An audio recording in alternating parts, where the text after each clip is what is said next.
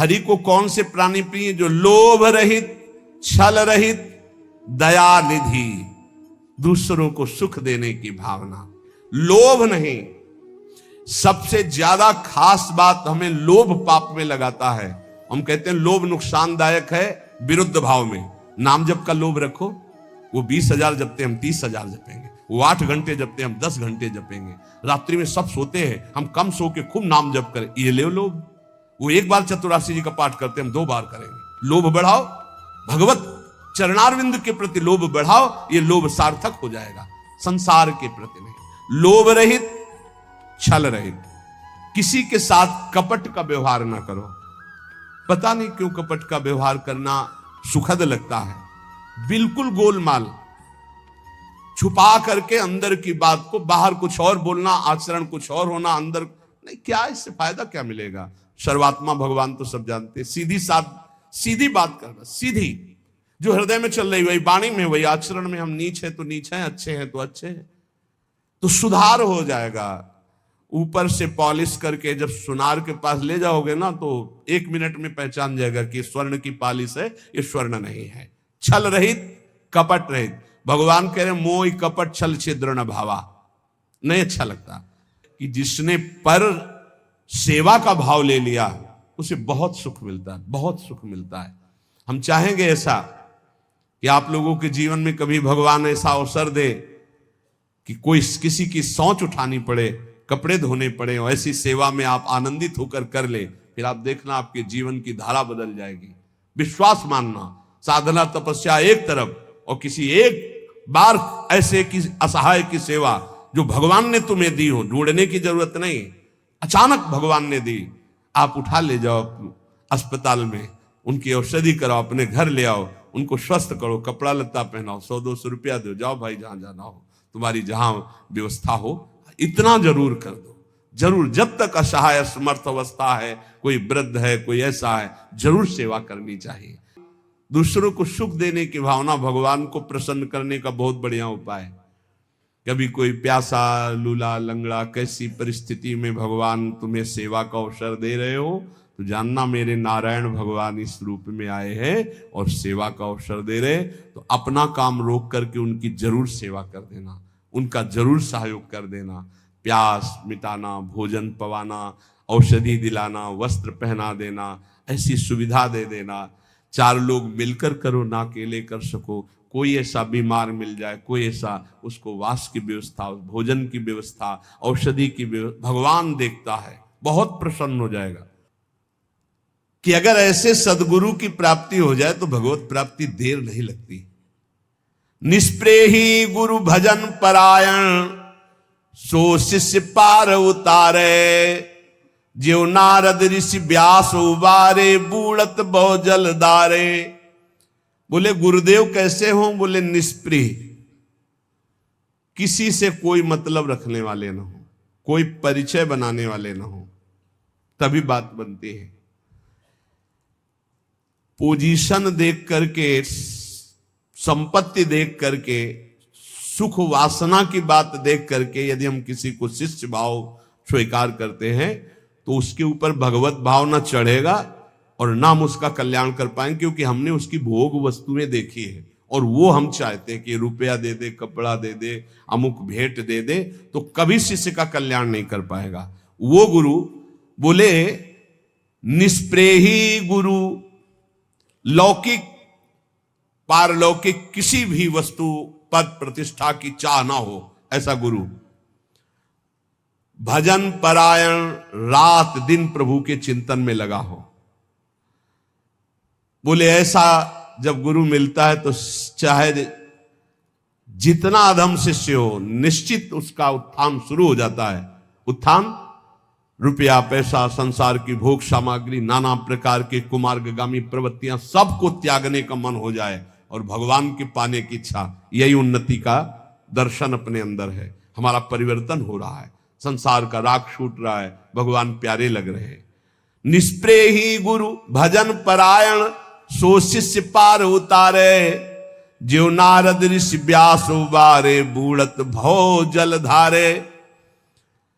महर्षि नारद जी ने जब चिंता में डूबते हुए व्यास जी को देखा तो कहा, तुमने बहुत सब गान किया है, वेदों का विभाग किया, वेदों को सूक्ष्म रूप से महाभारत के रूप में गाया, एक बार केवल भगवत प्राप्ति के लिए कृष्ण चर्चा करो, केवल भगवत भक्ति की चर्चा करो, फिर देखो तुम्हें शांति मिल जाएगी। क्योंकि नारद जी के वचनों में भगवत प्रेम छुपा हुआ था। देवर्षि नारद जी के इशारे मात्र की जरूरत थी कि भगवान व्यास देव जी ने ये जो श्रीमद् भागवत पुराण रचा, इससे उनको शांति हुई। उनको स्वयं के लिए कोई अशांति नहीं थी, जगत का मंगल कैसे होगा, जगत के लोग भगवत प्राप्ति कैसे करेंगे। तो कह रहे देखो, नारद जी ने वो उपदेश किया तो भगवान व्यास देव जी ने श्रीमद् भागवत रचकर परम शांति पाई।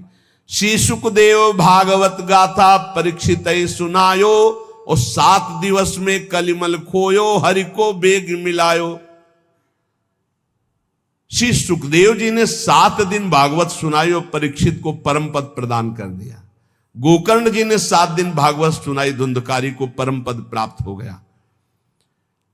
अगर वक्ता भगवत अनुरागी और श्रोता भगवत श्रवण में रुचि रखने वाला, भगवत चरणारविंद में शरणागत, तो निश्चित भगवत प्राप्ति हो जाएगी।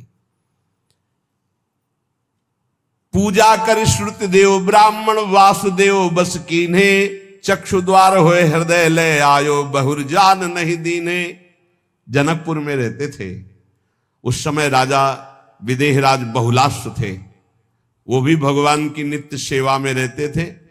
सुबह प्रातःकालीन वेला में सेवा में प्रवेश कर जाते और मध्याह्न 2 बजे के बाद सेवा से निकलते।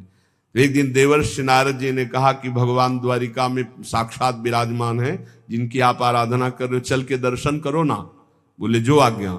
सुबह सारथी को कहते रथ सजाओ, मैं सेवा करके आता हूं, अभी चलता हूं दर्शन के लिए। पर सेवा पद्धति फिर वो 2 बज जाते। रोज रथ सजता पर वो जा नहीं पाते, सेवा में तल्लीन रहते। और इधर उन्हीं की नगरी में बहुत ही अकिंचन श्रुतदेव नाम के ब्राह्मण, जो रात दिन भगवान के चिंतन में डूबे रहते थे। भगवान दोनों को कृतार्थ करने के लिए स्वयं बड़े बड़े महापुरुषों को, सुखदेव जी, वशिष्ठ जी, पराशर, व्यास आदि महापुरुषों को रथ में बैठाल कर जनकपुर आए। जे भी सुना पूरे नगर में जय जयकार मचने लगी। भगवान द्वारिकाधीश महापुरुषों के साथ पधारे तो भागे महाराज बहुलाश्व भी और श्रुतदेव भी, दोनों भगवत प्रेमी। दोनों के हृदय में आकांक्षा, भगवान मेरे साथ चले। और भगवान दोनों के साथ चले, दोनों नहीं जान पाए। बहुलाश्व के साथ समस्त ऋषियों सहित, वैसे ही श्रुतदेव जी के साथ समस्त ऋषियों के सहित। और जब भगवान श्रुतदेव के पास, तो उसके यहां कोई अच्छे आसन भी नहीं थे, कुशासन बिछाया। भगवान द्वारिकाधीश समस्त ब्रह्म ऋषि आसन पर बैठे, सबकी सेवा की। भगवान की तो आंसुओं से सेवा की। प्रभु मुझ गरीब अकिंचन के पास, भगवान को बहुत प्रिय है ये बात। परम अकिंचन प्रिय हरि केरे। भगवान ने एक उपदेश किया, श्रुतदेव तुम्हारी सेवा बहुत उत्तम है, पर जैसी भावना तुमने हम में की वैसी हमारे भक्तों में नहीं की, इसलिए मेरी पूजा अधूरी रही। अब तुम पुनः पहले मेरे भक्तों की पूजा करो, क्योंकि सब तुमको कृतार्थ करने के लिए मेरे साथ आए हैं। भगवान ने ऐसा श्रुतदेव जी से कहा। श्रुतदेव जी ने जे ही भगवान के भक्तों की पुनः भाव से पूजा की, तो बाहर द्वारिकाधीश नहीं, अंदर द्वारिकाधीश। चक्षु द्वार होए हृदय ले आयो, बहुरी जान नहीं दीने। सदा सदा के लिए भगवान उनके हृदय मंदिर में प्रकाशित हो गए। नाच गाय गोपिन बस कीन्हे, नागर नंद किशोर। लोक वेद कुल कान न मानी, डारी ज्यों तृण तोर। सच्चे भाव से गोपीजनों ने, यद्यपि गोपीजनों की स्थिति बहुत ऊंची है, पति पुत्र परिवार घर में रहते हुए भगवान की ऐसी उत्तम अवस्था कोई भी एक वृत्ति नहीं है संसार में। ऐसी उच्च कोटि की अवस्था बड़े बड़े महापुरुषों ने नमन किया गोपीजनों को। क्या गोपीजन कौन सा ध्यान धरती, कौन सी आराधना करती, घर लीपना, धान कूटना, पुत्रों को दुलार, पति को साफ सेवा, वैसे गृहस्थी वाली। लेकिन एक सेकंड भी कभी नाम जप नहीं रुका, कभी प्रभु का चिंतन नहीं छूटा। मुरारी पादार्पित चित्त वृत्ति, यही सबसे बड़ी बात हुई। भगवान इसी बात के लिए कह रहे, बड़े बड़े ऋषि मुनि योगी जन जिन मोह की बेड़ियों को नहीं तोड़ पाते, वो मोह की बेड़ियां तुम्हें बांध ही नहीं सकी। तुम सदैव मेरे अनुराग रंग में रंगे रहे, मैं तुम्हारा ऋणी हूं। मुरारी पादार्पित चित्त वृत्ति। लोक वेद कुल कानी न मानी, न लोक की मर्यादा, न वेद की, न कुल की, न कोई, एकमात्र श्री कृष्ण। अनिरुद्ध कुंवर कृष्ण के नाती, चित्रा चित्र बनायो, तादृश भई तास में उषा, निश्चय निज पति पायो। भाव में, स्वप्न भाव में एक बार अनिरुद्ध जी उषा जी के आगे भगवान के चतुर्व्यूह में है। वासुदेव संकर्षण प्रद्युम्न अनिरुद्ध, जैसे राम लक्ष्मण भरत शत्रुघ्न, ऐसे वासुदेव संकर्षण प्रद्युम्न अनिरुद्ध। अनिरुद्ध भगवान के ही स्वरूप हैं, भगवान के ही सदस्य हैं। उषा जी ने स्वप्न में देखा, पीछे चरित्र सुनाया था। बोले इतना दृढ़ निश्चय हो गया कि उनको पति रूप में प्राप्त हो गए। कविता करि जय देव कवीश्वर कियो गीत गोविंद, ताकि साकी प्रगट सब जग में, ज्यों राका पति इंद्र। जैसे चंद्रमा प्रकाशित होकर सबको शीतलता प्रदान करता है, ऐसे पूज्य श्री जयदेव जी की गीत गोविंद जगन्नाथ भगवान को बहुत प्रिय। जहां गीत गोविंद गाए, भगवान उसको सुनने के लिए पीछे पीछे डोले। भगवत रसिक साधु की संगति, जो कदापि बन पावे, जीवन मुक्त होए ताछिन में, फेर न भवजल आवे। यदि भगवान की कृपा से कहीं साधु संगति मिल जाए, तो इस संसार समुद्र में पुनः जन्म नहीं होगा, वो निश्चित भगवत प्राप्त हो जाएगा। इसीलिए कहते हैं विश्वास करो सत्संगति संस्कृति का अंता। सत्संग आवागमन के चक्र का नाश करने के लिए है।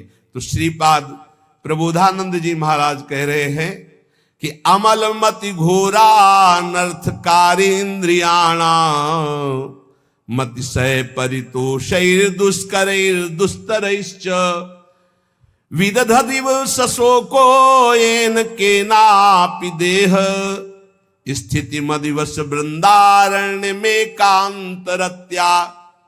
ये घोर अनर्थ करने वाली दुष्ट इंद्रियां, इनको कभी मित्र मत समझना मेरे भाई, ये फंसा देंगे।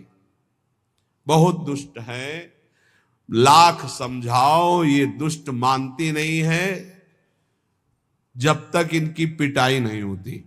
पक्का समझ लेना, ये जब फंसती है तब बार बार कान पकड़ दे। आज के बाद कभी नहीं करें, हे भगवान बचा लो, कभी नहीं। और बचा लिया, शाम के फिर वही करेंगे।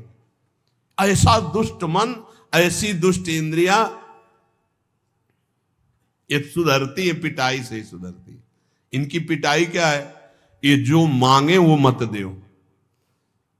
आज ये बने, बनेगा, खीर बने बढ़िया, दूध डाला, चावल डाला, बन गई खीर।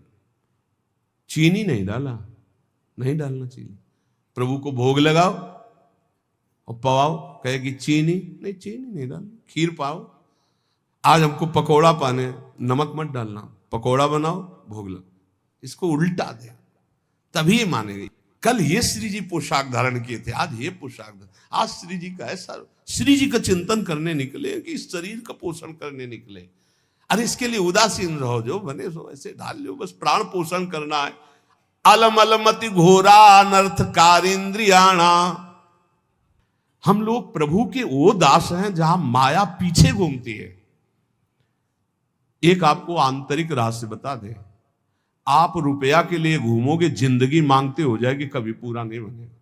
और आप श्री कृष्ण के पीछे हो ले और रुपया तुम्हारे पीछे न डोले, तो हमें बताना।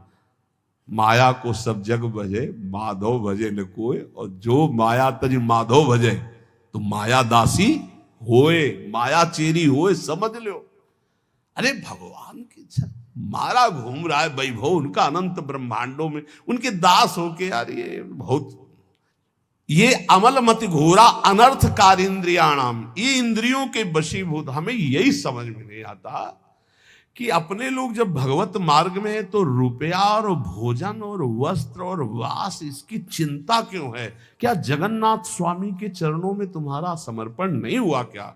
क्या जगदीश भगवान की महिमा को नहीं जानते हो क्या? फिर जानते नहीं अपने स्वामी को तो दास कैसे कहलाते हो? अगर स्वामी को जानते हो तो आप सच्ची मानिए, हम आपको कैसे बताएं।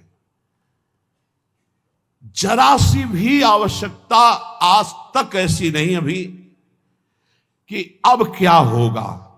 हमें चिंता नहीं करनी, बिल्कुल चिंता नहीं करनी। आप सबको हम बता रहे हैं, किसी को भी चिंता नहीं करनी। आपका पूरा भार प्रभु लिए, आप शरणागत है। आप इन छोटी छोटी बातों से हटिए, हर परिस्थिति में राजी रहिए। अगर हम इसमें राजी है तो सच्ची किसी दिन ये कट जाए, हम व्यवस्था ना कर पावे और फिर बैठ के सत्संग होए, तो फिर देखो कितना आनंद आएगा। क्योंकि हम प्रभु के विधान में राजी रहना सीखे, तो कम से कम और कोई ना सीख पावे ये बात तो अपने शरणागत तो सीख ले, अपने वैरागी जन तो सीख ले, अपने वैष्णव जन तो सीख ले कि जिसमें प्रभु हमें राजी रखे उसमें राजी रहे। आज बड़ी असंतुष्टता होती कि हम लोग व्यवस्था के लिए चिंतित हो जाएं, हम लोग अर्थ के लिए चिंतित हो जाएं, हम लोग अपनी सुविधा के लिए चिंतित हो जाएं, जो नहीं होना चाहिए। धैर्य पूर्वक रहो, इन इंद्रियों की चालबाजी से बचो। श्रीधाम वृंदावन में देह यात्रा का निर्वाह इष्ट देव के द्वारा होता है, किसी व्यक्ति वस्तु स्थान के द्वारा नहीं। निश्चिंत रहो, बेपरवाह रहो। एक हम आपको और बात बता दें अपनी तरफ से, जब तुम्हारे पास रसोई है तो सूखा भोजन आ जाता है। अगर रसोई बंद हो जाए तो, अगर बना ना आ जाए तो हमें बता देना। तुम भूखे बैठ के 12-1 बजे तक कीर्तन करो, रसोई में ताला लगवाओ, अगर बना बनाया भोजन ना आ जाए, कोई किसी से मत कुछ कहना। और सबका पेट ना भरने लगे तो हमको दूसरे दिन सत्संग में मत बैठालना कि यार तुम्हारी बात झूठी है। पक्का विश्वास है, तुम एक दिन भूखे नहीं रह सकते। पेट भरने के लिए शाम तक तुम्हारे पास बना बनाया भोजन आ जाएगा, बिना किसी के कहे। निश्चिंत रहो यार। एक बार वीर शिवाजी ने जाकर समर्थ गुरु स्वामी रामदास जी से कहा कि अकाल में खजाना खोल दिया, सब लुटा दिया, गुरुदेव आपकी कृपा से कोई भूखा नहीं रहा। बोले आओ चलते हैं। और एक बड़ा भारी शिला था, बोले मार इस पर। 3-4 शिला में तोड़वाया, हटाया, देखा बड़ा बढ़िया पुष्ट एक मेढक बैठा था। बोले शिवा, इसको किसने खवाया? इसको यहां तक तुम पहुंचे? बोले नहीं गुरुदेव। कितना पुष्ट है, किसने खवाया? बोले प्रभु ने। फिर क्यों कहता मैंने खजाना खोल दिया? वही तो देनहार है, चराचर जीव का भरण पोषण। अरे कैसे बताए, वैष्णव होकर अगर हमें चिंता रह जाए, मान लो जैसे लोगों को चिंता कि ऐसा के, बिल्कुल नहीं, या किसी को भी कोई चिंता नहीं। हमारी बात पर विश्वास कर लेना। अगर आप भगवान के शरणागत हो तो तुम्हारा व्यवहार भी कभी नहीं बिगड़ सकता। परमार्थ की तो बात जाने दो, मेरे हरि का ऐसा है भाव को हमारे समझ लेना। बड़ा चमत्कार है शरणागति में। ये सत्संग केवल आपको पुष्ट करने के लिए होता है। आप कोई ऐसा लक्षण प्रकट मत करो जिससे संसारिकता आवे। आप कभी अविश्वास मत प्रकट करो जिससे अपने आराध्य देव का भरोसा डगमगाए। और इसी जन्म में लोक परलोक के सारे अनुभव आपको हो जाएंगे। केवल शरणागत रहो। ये मार्ग केवल अनन्यता से प्रभु के होने का है। ये करने का राग अहंकार मिटाने के लिए है।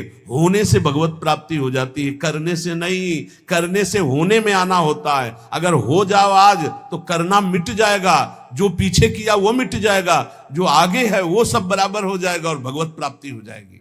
शरणागत एकदम निश्चिंत रहो। हमारे हरि कहते हैं योगक्षेमम भाम्यहम्।